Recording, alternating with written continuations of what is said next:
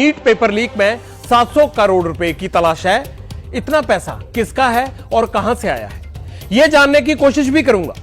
NEET exam देने के लिए कैंडिडेट जो फॉर्म भरता है उसकी कीमत है 1700 रुपए, 1700।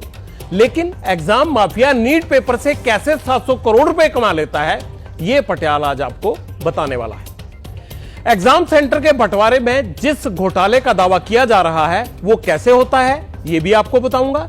लीक माफिया के मनी ट्रेल की एक एक परत खोलूंगा, लेकिन उससे पहले आपको 8 तस्वीरों का एक ट्रेलर दिखाता हूं, जिससे आपको यह समझ में आएगा कि लीक के 700 करोड़ की कमाई कैसे की जाती है। एग्जाम माफिया ने 700 करोड़ कमाने के लिए झारखंड के हजारीबाग के ओएसएस स्कूल में पेपर लीक कराया। हजारीबाग से लीक हुआ क्वेश्चन पेपर पटना तक पहुंचा। प्रति कैंडिडेट 50 लाख रुपए में यह बिका। गोधरा में पैसे लेकर कैंडिडेट से ओएमआर शीट खाली छोड़ने के लिए कहा गया। महाराष्ट्र के लातूर में कैंडिडेट्स को रुपए के बदले में नंबर बढ़ाने की गारंटी दी गई। रांची में कुरियर कंपनी का लीक का आरोप लगा। यह भी लीक माफिया का ही कमाई वाला ट्रिक है। जिस प्रिंटिंग प्रेस में क्वेश्चन पेपर छपते हैं उसके इंजीनियर को खरीदने की कोशिश होती है। भोपाल में ऐसा केस सामने आया है। यहां तक कि लीक माफिया का यह दावा भी है कि वो कमाई के लिए अपनी मर्जी से एग्जामिनेशन सेंटर फिक्स करवा लेता है।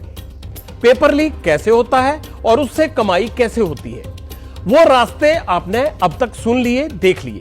अब मैं आपको पेपर सेंटर में किस तरह से घोटाले हो रहे हैं और इस पूरे घोटाले की तार कहां तक जुड़े हुए हैं, इस पर 4 बड़े अपडेट देता हूं।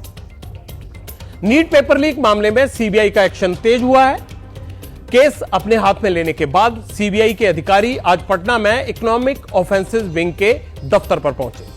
दूसरी तरफ ईडी ने जम्मू कश्मीर में एक एग्जाम माफिया को गिरफ्तार किया है। नीट पेपर लीक में इसके कनेक्शन की भी जांच हो रही है। पेपर लीक पर योगी सरकार हरकत में आई है। नया कानून लाने जा रही है जिसका नाम है सार्वजनिक परीक्षा अध्यादेश 2024।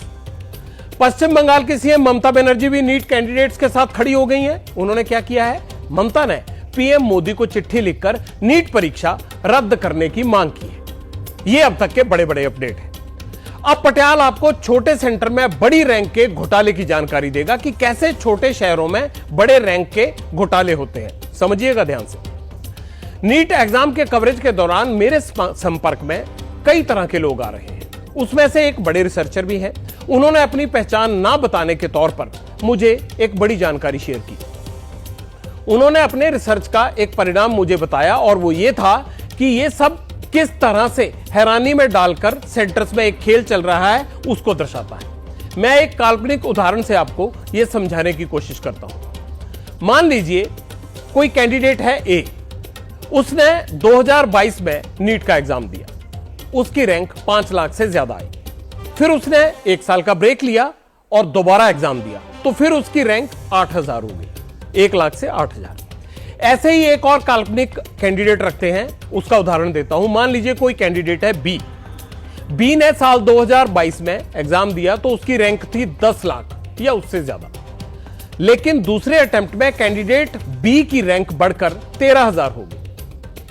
कैंडिडेट ए और बी के दूसरे अटेम्प्ट की खास बात क्या रही? खास बात यह रही कि इस बार दोनों कैंडिडेट का सेंटर छोटे शहर में पड़ा था। ये वो शहर थे जो कोचिंग हब वाली लिस्ट से बाहर रहते हैं। अब आपको एक और जानकारी देता हूं। जब कैंडिडेट नीट का एप्लीकेशन फॉर्म भरते हैं तो उनको सेंटर के लिए 2 शहर चुनने का ऑप्शन दिया जाता है। दावा है कि इन सेंटर्स के चयन में भी एग्जाम माफिया खेल करते हैं। जिन कैंडिडेट्स को नकल करानी होती है उनके फॉर्म में छोटे सेंटर्स यानी दूर दराज इलाके के सेंटर भरवाए जाते हैं। दावा यह भी है कि यह डील 10 लाख रुपए में होती है, एडवांस 1 लाख और एग्जाम के बाद 9 लाख रुपए। एग्जाम में कैंडिडेट ओएमआर शीट खाली छोड़ देता है, बाद में उसे सेंटर की मिलीभगत से भर दिया जाता है और कैंडिडेट का एडमिशन फिक्स करवाया जाता है। गुजरात नीट गड़बड़ी में गोधरा पुलिस ने ऐसा ही दावा किया है। गोधरा सेंटर के ऐसे छोटे सेंटर की लिस्ट में वो शामिल थे जहां एग्जाम देने के बाद रैंक इंप्रूव होने का दावा किया जा रहा है। मतलब छोटा सेंटर और बड़ी रैंक वाला घोटाला। अब पटियाला आपको यह बताएगा कि नीट पेपर लीक में 700 करोड़ रुपए की एंट्री कैसे हुई है। पटियाल को पता चला है कि पेपर लीक में 700 करोड़ रुपए का लेन देन हुआ। सुप्रीम कोर्ट में एक याचिका भी दायर की गई है जिसमें मांग यह की गई है कि पेपर लीक की जांच ईडी करे। यह बहुत लॉजिकल है कि अगर कहीं पर अवैध पैसा इन्वॉल्व है तो उसमें ब्लैक मनी की एंट्री होगी और ऐसी स्थिति में ईडी ही जांच के लिए सही एजेंसी है। इंटरनेट की दुनिया में भी कुछ लोग दावा यह कर रहे हैं कि पटना पेपर लीक का मास्टरमाइंड चुनाव में खर्च के लिए 700 करोड़ रुपए कमाना चाहता था, इसीलिए शायद 700 करोड़ की रकम वाली बात भी बल पकड़ रही है। वैसे ईडी एक तरफ तो नीट पेपर लीक मामले की जांच में एंटर हो ही चुकी है। जम्मू कश्मीर में सब इंस्पेक्टर परीक्षा का पेपर लीक कराने वाले यतिन यादव को ईडी ने अरेस्ट किया है। ईडी इस बात की भी जांच कर रही है कि यतिन यादव का नीट या फिर नेट एग्जाम पेपर लीक में कोई कनेक्शन है या नहीं।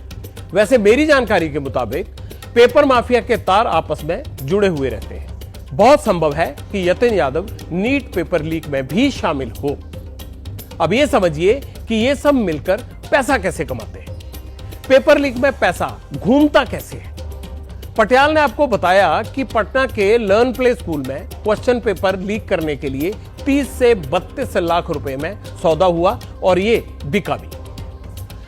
अब वहीं गोधरा की अगर बात करें तो गोधरा में ओएमआर शीट भरने के लिए दर्जनों कैंडिडेट्स के साथ एग्जाम माफिया ने 10 लाख रुपए प्रति कैंडिडेट के हिसाब से डील की थी। महाराष्ट्र के लातूर में नंबर बढ़ाने के लिए दिल्ली में बैठे गंगाधर ने प्रति कैंडिडेट 5 लाख रुपए वसूले थे। ये बातें इन्वेस्टिगेशन में सामने आई हैं। अलग अलग राज्यों की पुलिस और सीबीआई जो भी जांच कर रही है उसमें बिहार, उत्तर प्रदेश, गुजरात, महाराष्ट्र, ये तमाम वो जिले हैं जहां नीट का पेपर लीक हुआ। इसके सबूत सामने आ चुके हैं। अब आप खुद हिसाब लगाइए कि अगर एक कैंडिडेट से 30 से 40 लाख रुपए तक वसूले गए हैं तो यह घोटाला कितने करोड़ का है। समझ आता है ना कितने करोड़ का है। सरकार को भी समझ आना चाहिए, एजेंसियों को भी समझ आ रहा होगा। अब पटियाल झारखंड के हजारीबाग की कुरियर कंपनी से पेपर लीक के कनेक्शन का परीक्षण करेगा।